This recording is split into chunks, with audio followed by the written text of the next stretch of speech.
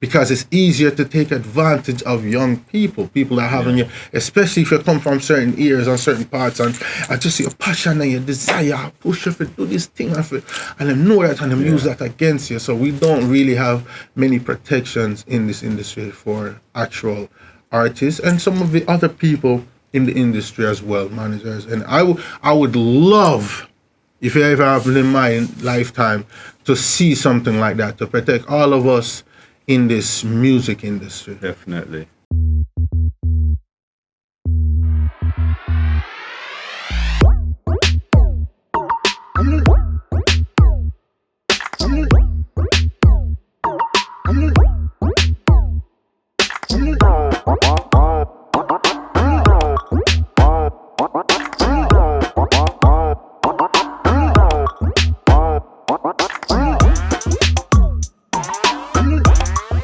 What up, peeps? Welcome to another episode of Next Friday. Now this week, we return and we're joined by BossChamps. BossChamps. Yeah, man. Yeah. Respect. Welcome to Next Friday. Appreciate Boss. it. Friday. This Friday, next Friday, every Friday. Every Friday. Appreciate it whenever. Yes, why?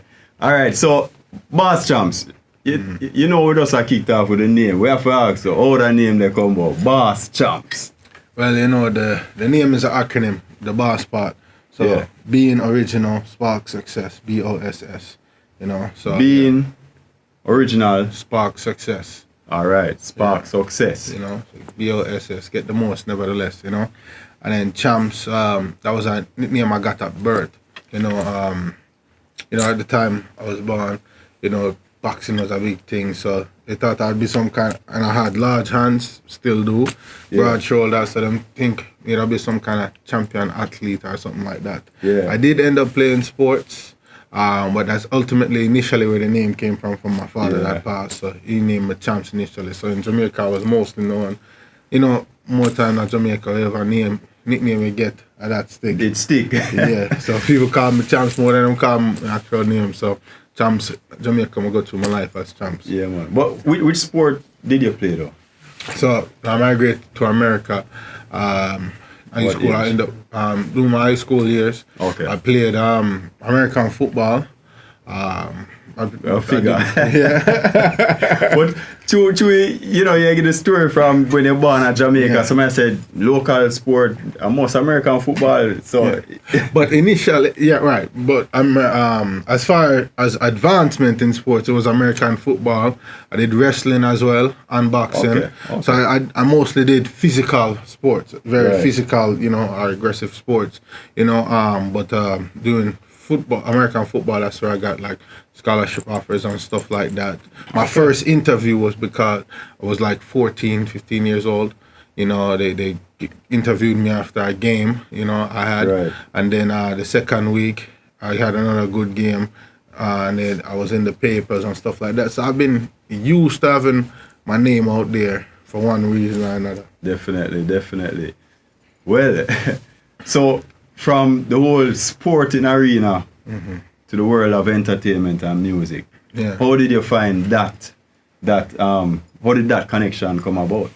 That came about, right when I was graduating high school. Before that, I had an injury in my right leg. I have no cushion cartilage in my right knee, so my meniscus is gone. So I know. Yeah. Sports always. Sports gotta take a toll, you know. Man. And around that time, I remember ESPN was doing things on bringing forth things like the head traumas and the different injuries and stuff like that. I had a couple concussions as well. So when they started examining the lifespan of a professional athlete, I really took heed to that. And I never wanted to just be known or just be regarded as an athlete. Sometimes, especially being a person of color, it feels like, especially being a person that had size on them, people always are pushed to one sport or another, but I did have other interests, and I always had an artistic side, even beyond just music, like a literally artistic side in a variety of forms of art. Yeah. But may I say, money could have making at the football. True. them players, they get paid some serious money, you know. NFL. Very true. But also, I'm the kind of person I don't look like. I say, yo, you know, aim for success, the money will follow. Yeah. You just aim for money, you might not get it. You know what I'm saying? That's but true. aim for, to be successful in whatever your endeavor, especially this day and age, prove to us like you can monetize whatever you realize, whatever your ability is, with that cameraman, videographer, host, content creator, whatever you can visualize, you can monetize. And that's what I saw. You know, I saw sports. Even if I was to be successful in the sports arena, it still have a certain shelf life, you know, your 20s to your 30s. And when you really think about it in the vast range of life, that is not even that full of a life. You know, you start call people old when they reach 29 and That's 31 right. and thing in sports. Plus, well, I know, one broke foot and you're out. Right. For a whole season. Right. And sometimes you put everything on this sport.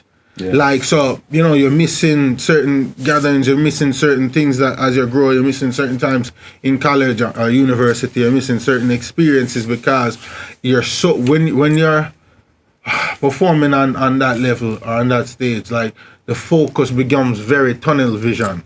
Yeah. Onto what you're doing, you know what I mean? So yeah, when you're lacking, especially if you start excel at a certain sport, you have to start then denying the other sports. So you might start to play a sport every season, but then when you become a specialist at something, you have to start denying the others and denying other interests. Right. And I just felt like at the time, especially, I felt like I wanted a life where I got to experience more. Yeah. And that would be music. And that was entertainment in itself. Music is my latest and my longest tenure in entertainment. But I initially started modeling, acting, writing. My best ability, I would say, and a lot of people have said, is my writing ability. You know, I wrote screenplay. I did screenplay writing, so I wrote movies. You know, I songwrite for other artists as well at this point. But yeah, I initially started because I live in Hollywood, California. And I initially moved to Hollywood in pursuit of, you know, those Hollywood dreams. That's the place to be. Right. So the Hollywood dreams we grew up seeing, like, that's what I moved there for. And you know, lo and behold, I was able to attain some of that as well. Right, I was in commercials initially, like Pepsi Max, Doritos, etc. I did some modeling stuff, Macy's, Sean John, Pronto Uomo, Italian suits, Steve Harvey suits. You know, my first gigs in entertainment was actually modeling, which was, you know, I didn't initially envision myself as a model, but that's where the initial word came. I did stand-up comedy. Yeah. I did improv comedy. Yes, but I did a vast array of things in entertainment. It look like we need to ask BossChamps what I'm never do because that's so like you touch nearly every aspect of every crevice of the entertainment sector. My brother, my older brother Sheldon Coco, call him. I remember when I was 18. I don't know where he got this saying per se, but he said something like, you know, what you do in the next 7 years set you up to what you end up doing the rest of your life. So once I got that quote or that understanding, I took that and said, in that 7 years, I allowed myself to explore. You know what I'm saying? To explore these different avenues. Anything I had an interest in, I allowed myself to explore. And I told myself by 25, I will choose a direction. Right. So I did all of those. Right. Yeah. So I did all of those. 18 to 25, I explored all those different avenues. And then once I reached the other side at 25, I locked in with music. Which is right. I mean, that's a good you know, principle to have in life, because them say when you're young and teenager, you explore. Yeah. Early 20s explore, and then, you know, after a while now you start to settle down and focus on what you want out of life, you know. So yeah, man, definitely not a bad concept, you know, and it is manifesting now. Yes, absolutely. So talk to us now about, you know, the music, what's been happening for you and how it has been manifesting. And it was manifesting greatly, especially with this recent project, International Commodity. International Commodity. You know, that's the current project that's literally made me an international commodity of sorts. Like I've been traveling the world on this. Generally each month I'm out. Last month, so today this is August. I'm in Jamaica. Next month September I'll be in Colombia for a couple weeks. July I was in Trinidad. I was in Poland in June. I was in England in May. I've traveled Africa, all these places. All because of international commodity. Yeah. So tell us about international commodity. So international commodity is a compilation of music of what I would say is I've been known more so now as a Caribbean crossover. So my music crosses different ranges from reggae, dancehall, reggaeton, Afrobeat, R&B, hip hop, all of those kind of combination of things. You know what I mean? So, and also being looking a certain way, looking how I look, very ethnically ambiguous. Sometimes people would say you don't know directly where I'm from. You can't study you just by looking at you. Right. So instead, I just saying, Mr. Jamaican, which I love and appreciate.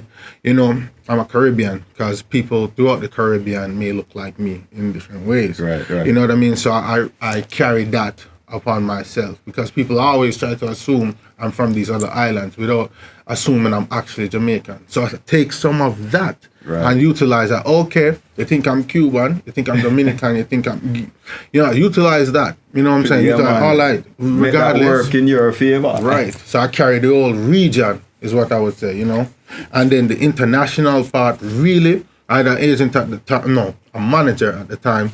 She right when I was working on the project, before the project was completely, after it was done and I was looking for the name, she came along and the first single from the project called Like You was the first one for Pop Off. So it was getting traction around the world and there's people sending footage, girls dancing and people dancing to the songs in different places, Russia, Nigeria, Colombia, Venezuela, Canada, all these different social places. Media burn up. Right. And then so the lady said she was before she was doing music management, she was managing the trading of commodities. And commodities trading, which would be like diamonds, gold, and stuff like that, trading on the international stage. So she literally said this. She was like, when she saw all the traction coming from this, so she's like, damn, you're some kind of like international commodity. You see what I'm saying? Right there. Boom. And right there, the name got sealed. She was a lady from Utah. She was representing me at the time, and that's where we stick it and yes it.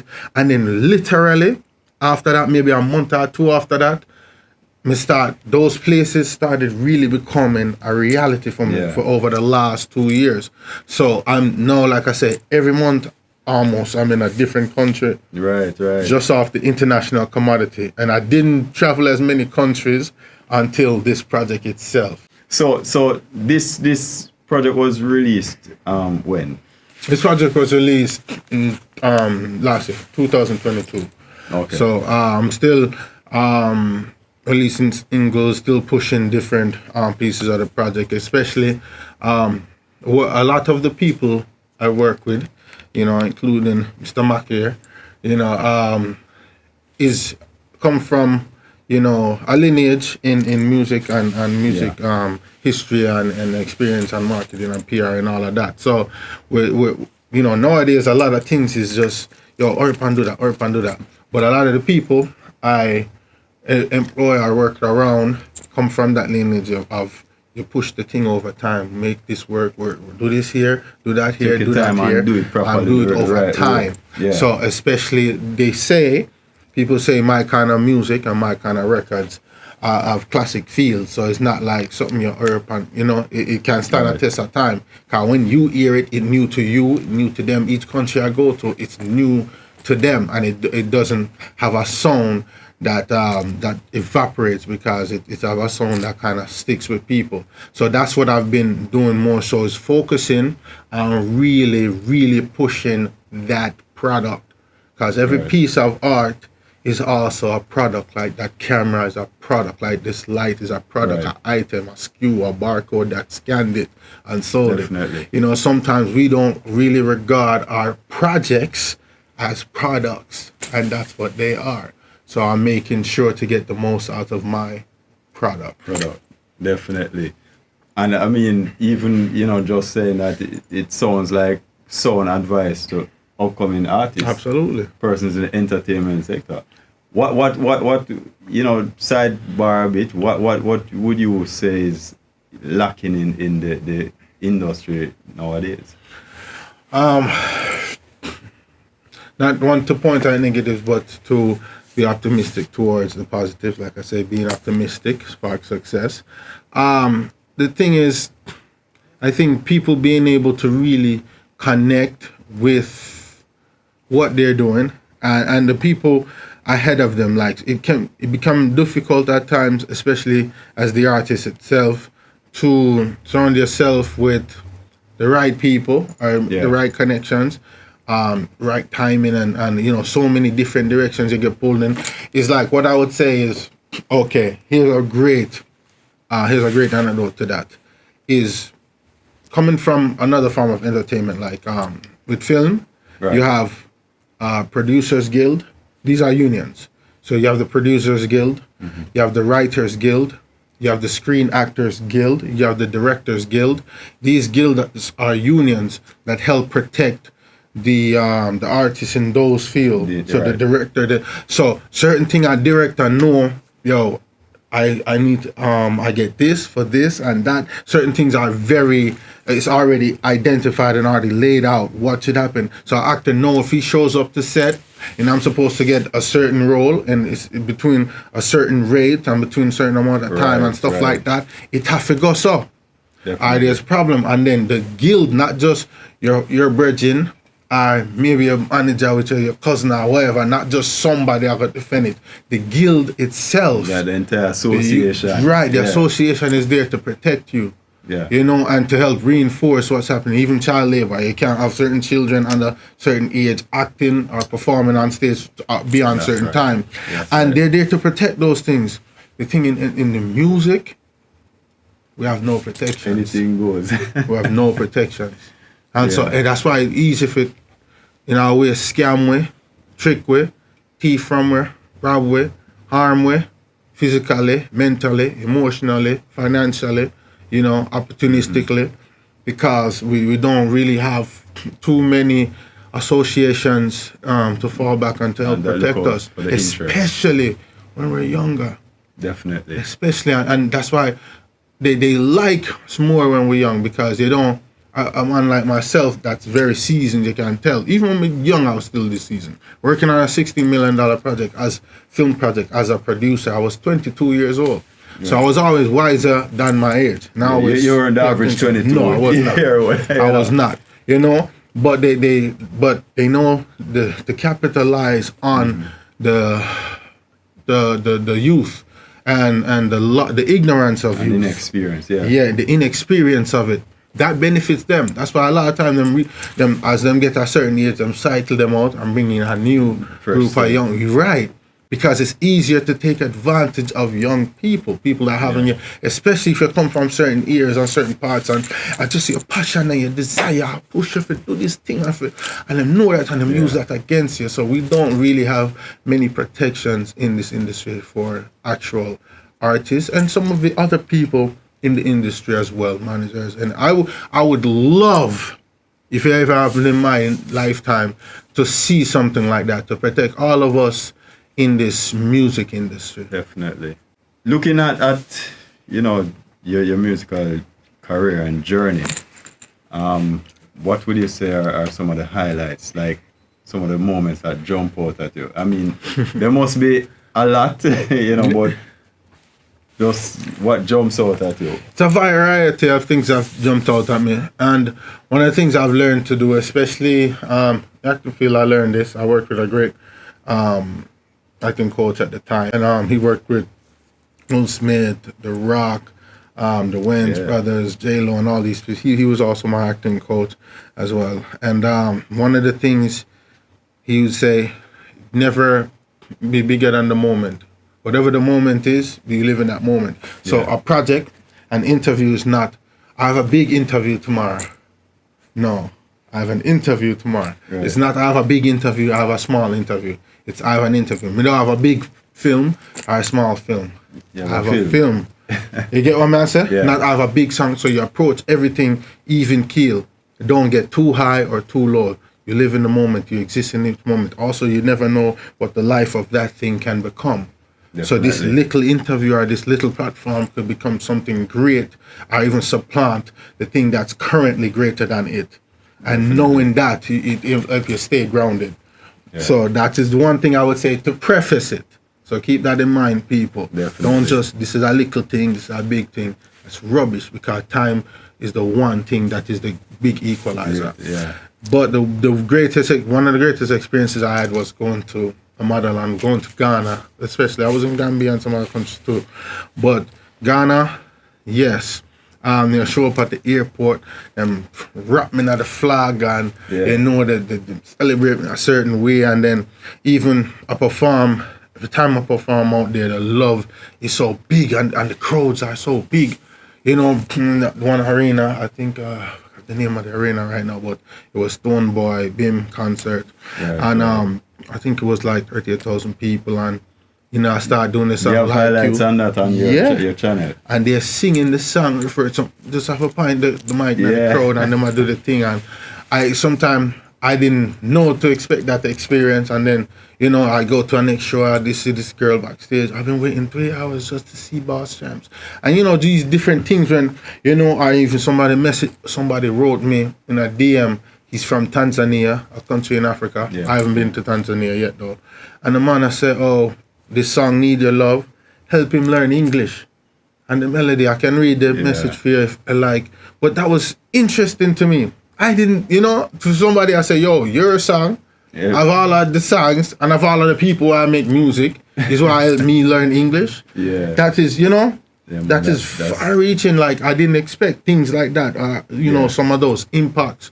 So everybody can have their own impact. You don't have to know me for me have an impact in somebody else's life. Definitely. And I mean, just to, you know, rally back and you know, some of those performances, you know, what would you say in terms of the reception though? How they view it? Is it like, as you say, you identify as Caribbean, but you look like a foreigner, like someone who live in Hollywood, and then you're originally Jamaican. Yeah. So, you know, how you think people, how they perceive you when you hit the stage, or? You know, how they perceive me, the perception is on the people that are perceiving or on the receiving side of it. So, but what I've gathered so far, you know, people are very curious as to who I'm from, what I am, where I'm from. Sometimes them say, what are you? Like, they're trying to ask me about my ethnicity, but they ask in strange ways sometimes. You know, sometimes I just say, yo, I'm human. You know, I'm not alien people, human. Sometimes I say I'm from the third rock from the sun. You know, we got different ways, but people. So I know, but that also, you know, that curiosity lends to the interest, and also sometimes make them feel like they're part of me. I'm in Colombia, getting a lot of love there, and I see some Colombians that, you know, sometimes people come up to me and talk Spanish. Cause them think me and them people. I mean, I have a lot of Jamaican people them think that too. But I always tell them, so I'm not Jamaican because I'm not certain things I don't fit, certain stereotypes of a Jamaican. As a younger person, it bothered me a little bit, but I learned to embrace it. So what it showed to me is that you can mean a lot to a lot of people. A lot of different people. Yeah. Good catch. And I don't need to exactly fit in a box for me to, you know, make sense. Definitely. And just remind the viewers, you know, your socials where they can find you right now, because no one are curious out there, you know. So go follow BossChamps on the socials. Tell them. And curiosity will kill someone on the cat. Right, ladies. But yeah, wherever you get social, you can get social with me at BossChamps. ENT. So, whether you want to jump on the Facebook to see how my face look, whether you want to go on the Instagram, become an Insta fan, whether you want to go on the Snapchat, from slap that, whether you want to go on YouTube, jump with that cool dude, and if you want to go on the Twitter and not be too bitter, wherever you get social, you can get social with me. And if you want to jump on the TikTok for a quick rock, but BossChamps ENT. Alright, so it's one I said BossChamps, a poet to an lyricist. everything entertainment.